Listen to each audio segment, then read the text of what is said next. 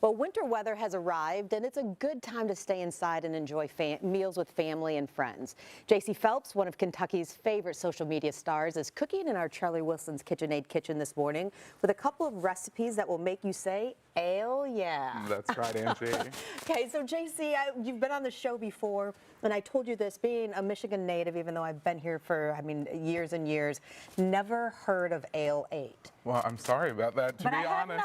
I have now. So explain what it is if you are someone who's a transplant. Sure.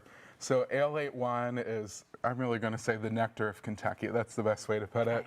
It is a family-owned business, fourth generation in Winchester, which is Clark County.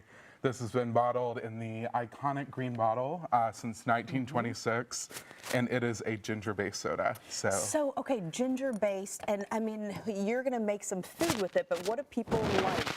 What do people like to drink with it, dare I ask? Well, it's kind of known as bourbon's original mixer. It was founded during Prohibition, so it's great with cocktails, or, it's famous in the Red River Gorge just to have by itself. So you can mix it, you can drink it. It also comes in cherry and lots of different varieties too. Okay, so what did you bring to make? So because it's a ginger-based soda, I thought I would do a little Kentucky Asian fusion. So we're going to do some chicken wings.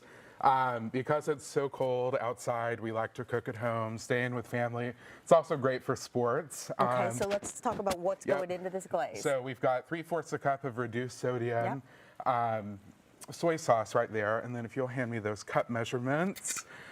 The important ingredient, of course, I can already smell. Is 1/3 of a cup of Ale 81. So that is, instead of using traditional ginger, I'm going to use Ale 8. So it's the same flavor profile. It adds some sweetness to it, I imagine. It does, yes. Okay.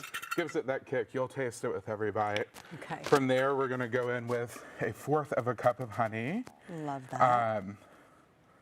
A little slow to squeeze, I'm sorry. No, honey is never quick to pour. Right. But it's worth the wait, though, I think. It's one of those things where you can always add more. I like it a little sweet. Okay. Excuse me. You got it. So I'm just going to squeeze some of that in there. And if you need more, add it. I'm a at-home Kentucky cook. So I believe in tossing and adding and going as you are. So I will also take the teaspoon from you, if that's okay. Let me find that for you. So this is hoisin, and I'm going to go in with about 2 teaspoons. This is a tablespoon. I was going to say I had to do a tablespoon. You can tell which one of us is the cook in the kitchen, right? That's just fine. We're going to go in with that, and I'm going to go in with 2 tablespoons of sesame oil. Again, getting that Asian flavor in there. Wonderful. And for a little bite, we're going to go in with 2 tablespoons of lemon juice. Fantastic.